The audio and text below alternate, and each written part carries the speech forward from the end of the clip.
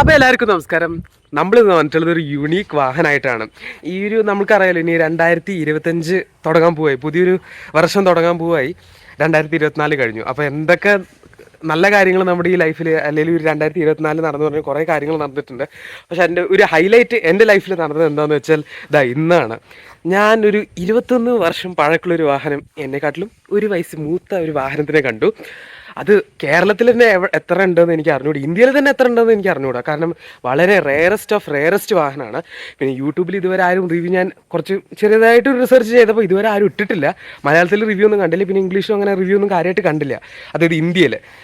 അപ്പോൾ അതേതാ വാഹനം നിങ്ങൾ തമ്പനയിൽ കണ്ടിട്ട് മനസ്സിലായിട്ടുണ്ടാവും.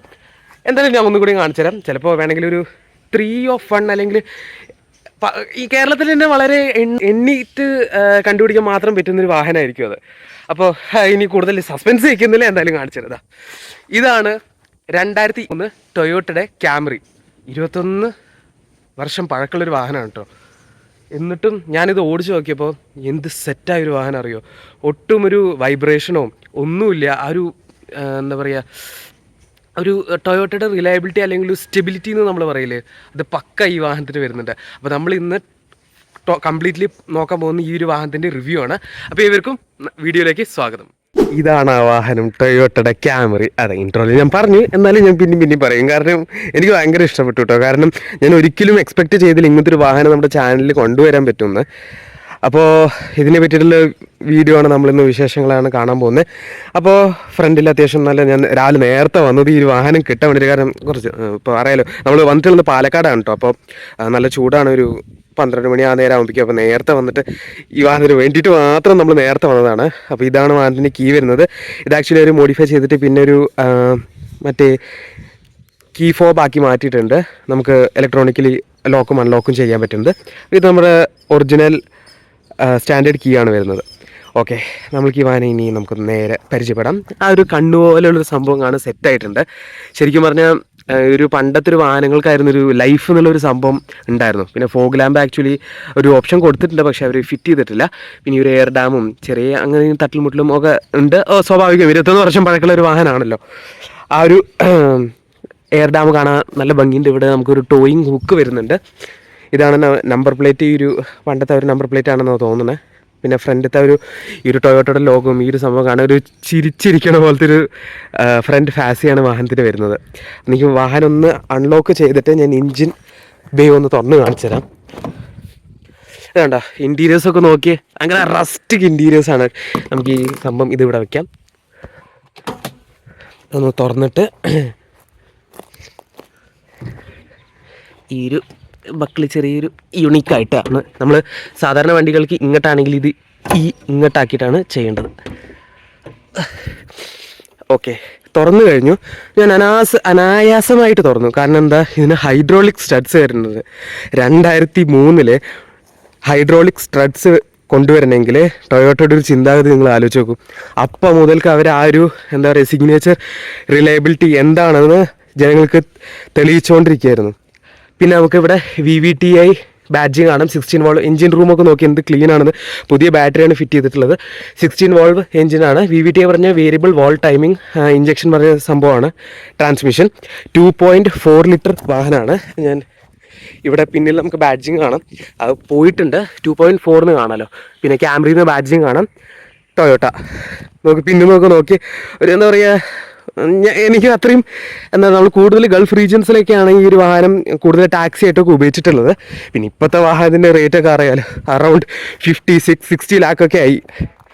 ഇതാണ് വാഹനത്തിൻ്റെ എൻജിൻ ബേ വരുന്നത്. പിന്നെ ഹൈഡ്രോളിക് സ്റ്റഡ്സ് തന്നെ വരുന്ന കാരണം പിന്നെ ഓണർ പറഞ്ഞിട്ടുണ്ടായിരുന്നത് ഇത് ആക്ച്വലി 2003 ഇറക്കുന്ന സമയത്ത് വാഹനത്തിന് 23 ലക്ഷം രൂപയായിരുന്നു പ്രൈസ് വരുന്നത്. പിന്നെ ഹോണ്ട ഒരു സംഭവങ്ങളൊക്കെ കാണാം. അപ്പോൾ നമുക്ക് ഈ ഒരു എൻജിൻ അടയ്ക്കാം. അത്യാവശ്യം ഡീസൻ്റ്ലി മെയിൻറ്റെയിൻഡ് വാഹനമാണ്. ഇനി നമുക്ക് ഇത് എന്താണെന്ന് വെച്ചാൽ അത്യാവശ്യം 4 മീറ്ററോളം വാഹനത്തിൻ്റെ നീളം വരുന്നുണ്ട്. ഒരു സ്പോർട്ടി സെഡാൻ പോലെയാണ് ഒരു വാഹനം നിർമ്മിച്ചിട്ടുള്ളത്. ആക്ച്വലി ഒരു ഫസ്റ്റ് മോഡലാണെന്നാണ് പറഞ്ഞു ഓണർ.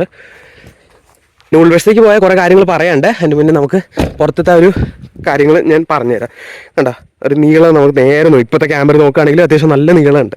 പിന്നെ VVTi ബാഡ്ജിങ് ആണ്. നമുക്ക് ഹാലജൻ ടേൺ ഇൻഡിക്കേറ്റേഴ്സ് ആണ് വരുന്നത്. ഫ്രണ്ടിലത്തെ ഹെഡ് ലാംപ്സ് എങ്ങനെയുണ്ടോ നോക്കിയാലോ. നമുക്ക് വണ്ടി ഒന്ന് സ്റ്റാർട്ട് ചെയ്യാം. എഞ്ചിൻ്റെ സൗണ്ട് എന്നാണ് നിങ്ങൾ കേൾപ്പിക്കുന്നത്. നമുക്ക് ഈ വാഹനം ഒന്ന് സ്റ്റാർട്ട് ചെയ്യാം. എന്താ എഞ്ചിൻ്റെ ഒരു സൗണ്ട് കണ്ടോ? റിവ്യൂ ചെയ്ത് കാണിച്ചുതരാം. അങ്ങനെയാണ്. പിന്നെ അതാ സ്റ്റിയറിങ് ഞാൻ നിർത്തിയിട്ടിട്ടാണ് തിരിക്കണതാ.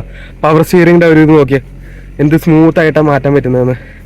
നമുക്ക് ഇതിൻ്റെ ഡീറ്റെയിൽസിലേക്ക് വരാം. പിന്നെ നമുക്ക് ലൈറ്റ് ഒന്ന് സ്വിച്ച് ഓൺ ചെയ്തിട്ട് ഹസാർഡ് ലൈറ്റ്സ് ഓണാക്കി നോക്കാം എങ്ങനെയൊക്കെ ഉണ്ടെന്ന്. ഇതാ ഇങ്ങനെയാണ് വാഹനത്തിൻ്റെ ഹെഡ്ലൈറ്റ്സ് വരുന്നത്. പിന്നെ ഇതാ ടേൺ ഇൻഡിക്കേറ്റേഴ്സ് ഹാലജനാണ്. ഫ്രണ്ട് കണ്ട് ഒരു കുറച്ച് സ്കേറി ലുക്കായിട്ടാണ് കൊടുത്തിട്ടുള്ളത്. ഇതാണ് മെയിൻ മറ്റേ ഡിപ്പർ ലൈറ്റ്സ് വരുന്നത്. എന്നാൽ ഇതാണ് യൂഷ്വൽ ഹെഡ് ലാമ്പ്. അപ്പോൾ ഇതാണ് ഫ്രണ്ടിൻ്റെ ഒരു ഫാസി കുറച്ച് പേടി പിടിക്കുന്ന ലുക്ക് പോലെയാണ് കേട്ടോ. അത്യാവശ്യം കുറച്ച് ഡെവിലിഷ് ലുക്കായിട്ടുണ്ട്. ഇനി നമ്മൾ വണ്ടിയുടെ ഡിസൈൻ കാര്യത്തിലേക്ക് പോകാം. വണ്ടി ഓഫ് ചെയ്യാം. മൈലേജ് എന്ന് പറഞ്ഞാൽ 10 കിലോമീറ്റർ പെർ ലിറ്റർ ആണ്.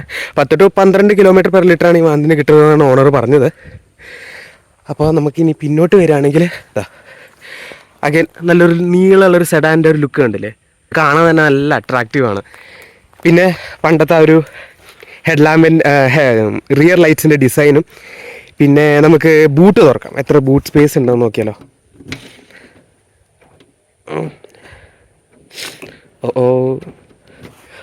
ഓക്കെ ഇതൊന്നും തുറക്കുന്നില്ല. നമുക്ക് അവിടെ നിന്ന് തുറക്കാം.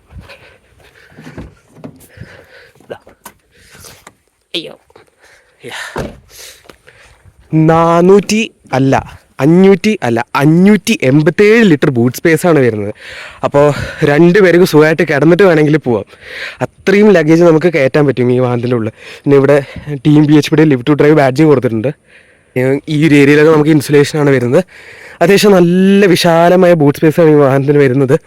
അത്യാവശ്യം എന്താ പറയുക, ഒരു പ്രാക്ടിക്കൽ കാറായിട്ടാണ് ക്യാമറ ഇറക്കിയിട്ടുണ്ടായിരുന്നത്. 2003 പോലും നമ്മൾ കൊറോള നോക്കുകയാണെങ്കിലും ഒക്കെ നമുക്ക് അറിയാവുന്നതാണ്. പിന്നെ ടൊയോട്ടയുടെ ബാഡ്ജും ടൊയോട്ടയുടെ ലോഗോ.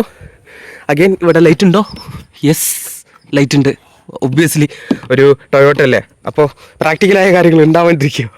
പിന്നെ halogen turn indicators, halogen reverse ലൈറ്റ്സും, പിന്നെ ഹാലജൻ്റെ ബ്രേക്ക് ലൈറ്റ്സും റിയർ ലൈറ്റ്സും.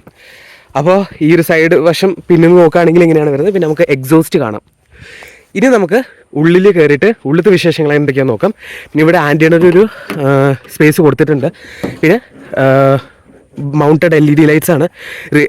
LED അല്ല, ഹാലജൻ ബ്രേക്ക് ലൈറ്റ്സ് ആണ് പിന്നിൽ കൊടുത്തിട്ടുള്ളത്. അത് മറ്റേ ഒരു പിന്നത്തെ ഒരു പാർസൽ ട്രേയുടെ മുകളിലാണ് പ്ലേസ് ചെയ്തിട്ടുള്ളത്. ഇനി നമുക്ക് ഇൻറ്റീരിയൽസിലേക്ക് പോവാം. ഓക്കേ,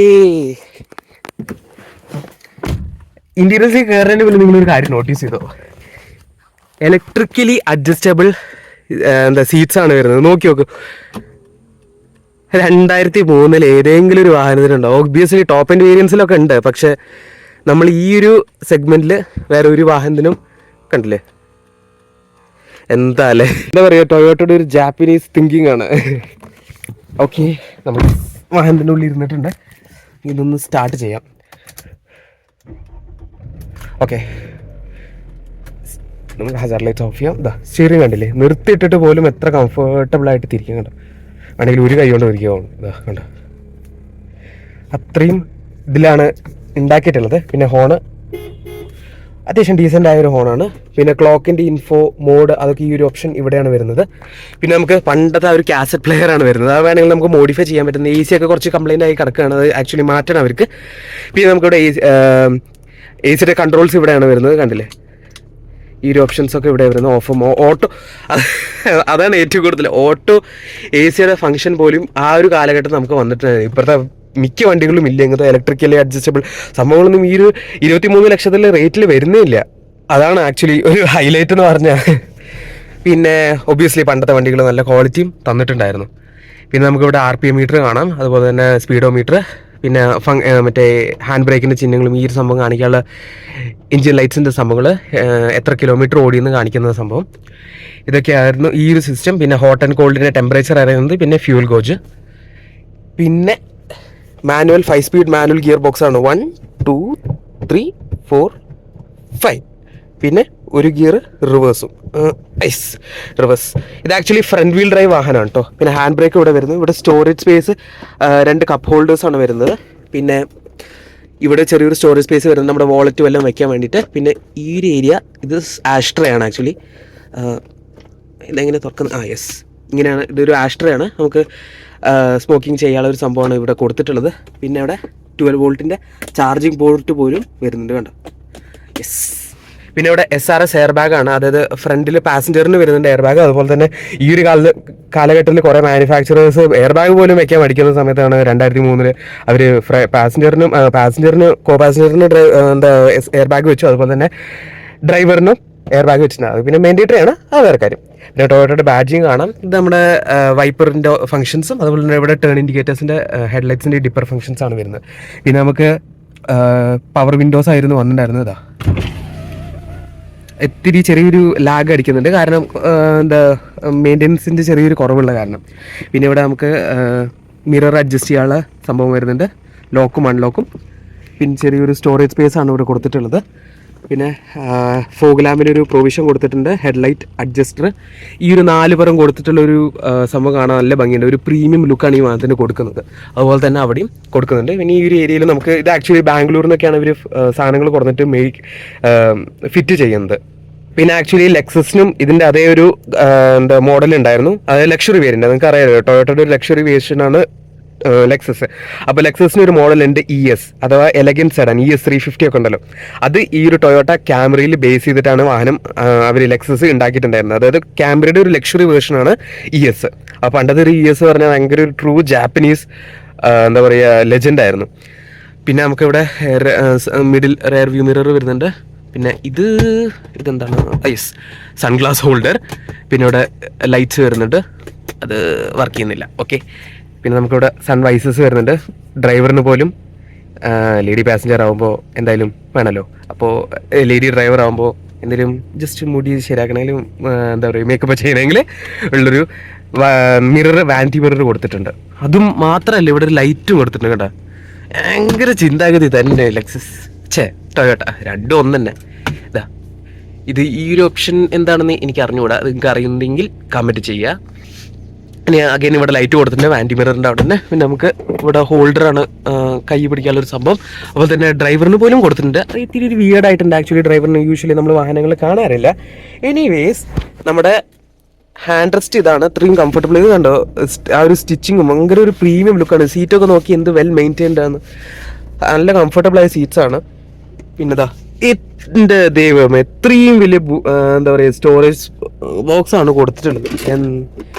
അത് മാത്രമല്ല, ഇതാ ഇവിടെ ഒരു ചാർജിങ് പോർട്ട് പോലും കൊടുത്തിട്ടുണ്ട് കേട്ടോ. സെറ്റ് തന്നെ. ഇത് ആക്ച്വലി കണ്ടിട്ട് എനിക്കൊരു ഇവിടെയുണ്ട് ഒരു നമുക്ക് ചെറിയൊരു നമ്മുടെ ഫോണോ അല്ലെങ്കിൽ വാളറ്റ് എന്തെങ്കിലും വെക്കാൻ പറ്റുന്നൊരു സംഭവമാണ് ഇത്. ഇത് ആക്ച്വലി കൂൾഡ് ആണെന്ന് തോന്നുന്നു, കാരണം അത്യാവശ്യം നല്ല തണുപ്പുണ്ട് ഈ ഒരു ഏരിയയിൽ. ഓക്കെ, നമ്മൾക്കിനി റിയറിലേക്ക് പോവാം. റിയറിൽ എത്ര കംഫർട്ടബിൾ ആയിട്ട് ഇരിക്കാൻ പറ്റുന്നത് നമുക്ക് നോക്കാം. തുറക്കണം. Let me open it. Yes. ഈ സീറ്റ് ഏറ്റവും പിന്നിലേക്കാക്കിയിട്ടാണ്, നിങ്ങൾ കണ്ടല്ലോ, ഞാൻ ആ സീറ്റ് ഫുള്ളി ഇലക്ട്രിക്കലി പിന്നോട്ടാക്കിയതാണ്. എന്നിട്ടും കണ്ടില്ലേ സ്പേസ് എത്രയാണ്. ഇപ്പം അത് മാനുഫാക്ചറേഴ്സ് ഒക്കെ ഇത് കണ്ടു പഠിക്കണം കേട്ടോ. ഇതാ അതുപോലെ തന്നെ ഹെഡ് സ്പേസ് ഇത്തിരി കുറവാണ്, എന്നാലും വലിയ കുഴപ്പമില്ല. നമ്മൾ കുറച്ചുകൂടി ഒന്ന് ശരിയാക്കി ഇരുന്ന് കഴിഞ്ഞാൽ പെർഫെക്റ്റ് ആയിട്ട് ഇരിക്കാൻ പറ്റും. ടൈ സപ്പോർട്ട് കുറവാണ്. ടൈ സപ്പോർട്ട് ഒരു എന്താ പറയുക കംഫർട്ടബിൾ വാഹനമായത് കൊണ്ട് ടൈ സപ്പോർട്ട് വേണ്ടതാണ്, ബട്ട് നോ കംപ്ലയിൻസ്. പിന്നെയും ലെഗ് റൂം അത്യാവശ്യമുണ്ട്. പിന്നെ നേരത്തെ പറഞ്ഞ പോലെ ഡാഷ്ബോർഡ്, റിയർ AC വെൻസ് ഒന്നും വരുന്നില്ല. പിന്നെ ആ ഒരു ലൈറ്റ്സ് വരുന്നുണ്ട് നമുക്കിവിടെ. പിന്നെ അഗൈൻ ഹാൻഡിൽ ബാർ, ഈ ഒരു ചെറിയൊരു സ്റ്റോറേജ് സ്പേസ് ഇവിടെയും. അതുപോലെ തന്നെ സൈഡിലൊക്കെ ഈ ഒരു സംഭവം, ഈ ഒരു കളർ കാണാൻ തന്നെ നല്ല പ്രീമിയമാണ്. ഒരു ബ്രൗൺ മാർബിൾ ഡിസൈൻ പോലെയാണ് കൊടുത്തിട്ടുള്ളത്. പിന്നെ നമുക്കിവിടെ സൈഡ് ഹാൻഡ് റെസ്റ്റ് വരുന്നുണ്ട്, മിഡിൽ ഹാൻഡ് റെസ്റ്റ്. പിന്നെ 2 കപ്പ് ഹോൾഡേഴ്സ് വരുന്നുണ്ട്, അത്യാവശ്യം കംഫർട്ടബിളായി കൈവയ്ക്കാൻ പറ്റും. പിന്നെ സീറ്റ് ബെൽറ്റ് എല്ലാം വരുന്നുണ്ട്. പിന്നെ എല്ലാ സീറ്റിൻ്റെയും ആ ഒരു നമ്മൾ തല വയ്ക്കുന്ന ഒരു ഭാഗമുണ്ടല്ലോ, ഹെഡിൻ്റെ ആ ഒരു സംഭവം, അത് ആക്ച്വലി അഡ്ജസ്റ്റബിൾ ആണ്. ഇത് ഇത്തിരി ജാമായി എന്ന് തോന്നുന്നുണ്ട്. ഏതെങ്കിലും ഒന്ന് തുറക്കാൻ പറ്റിയാൽ മതിയായിരുന്നു. അയ്യോ. യെസ്, ഇത് കുറച്ച് ലിഫ്റ്റ് ചെയ്തിട്ടുണ്ട്. ഇത് നമുക്ക് വേണമെങ്കിൽ താഴ്ത്താൻ പറ്റും. ഇതാ ഇങ്ങനെയാണ് വരുന്നത്. പിന്നെ അത് മാത്രമല്ല, നമുക്കിവിടെ ഈ ഒരു വൈസറും വരുന്നുണ്ട്. ഇത് വെച്ച് കഴിഞ്ഞാൽ വെയിലടിക്കാതെ ഇരിക്കാനോ നമ്മൾ പ്രീമിയം വണ്ടീസിൽ മാത്രം കണ്ടിട്ടുള്ളൊരു സംഭവമായിരുന്നു ഇത്. പക്ഷേ ടൊയോട്ട ചിന്തിച്ചിട്ട് 2003 തന്നെ ഇറക്കിയിട്ടുണ്ട് കേട്ടോ. ഇത് നമുക്കൊന്ന് പിന്നോട്ടാക്കുന്നത് കണ്ടില്ല, നല്ല ഫിറ്റായിട്ട് ഇരിക്കുന്നുണ്ട്. പിന്നെ നമുക്കിവിടെ സ്പീക്കർ സിസ്റ്റമാണ് വരുന്നത്. അതൊക്കെയായിരുന്നു ഈ വാഹനത്തിനെ പറ്റിയിട്ടുള്ള ഇൻഫർമേഷൻ. പിന്നെ ഐസോഫിക്സ് സ്റ്റൈൽ സീറ്റ് വരുന്നുണ്ട് കേട്ടോ. ഇതാ ഇവിടെ കൊള്ളാലോ. പിന്നെ ഈ ഒരു സംഭവം എന്താണെന്ന് വെച്ചാൽ നമുക്ക് സീറ്റ് പിന്നോട്ടാക്കണം. കണ്ട സീറ്റ് ഇങ്ങനെ ഞാൻ പുറത്തേക്ക് ഇറങ്ങിയിട്ട് കാണിച്ചു തരാം. ഇല്ലെങ്കിൽ ഞാൻ സ്റ്റക്കായി പോകും എൻ്റെ അകത്ത്. ഇത് ലിഫ്റ്റ് ചെയ്ത് കഴിഞ്ഞിട്ട് കണ്ടാ ബൂട്ട് സ്പേസ് നേരെ നമുക്ക് ബൂട്ടിലേക്ക് സാധനങ്ങൾ എന്തെങ്കിലും വെക്കണമെങ്കിൽ വെക്കാൻ പറ്റും.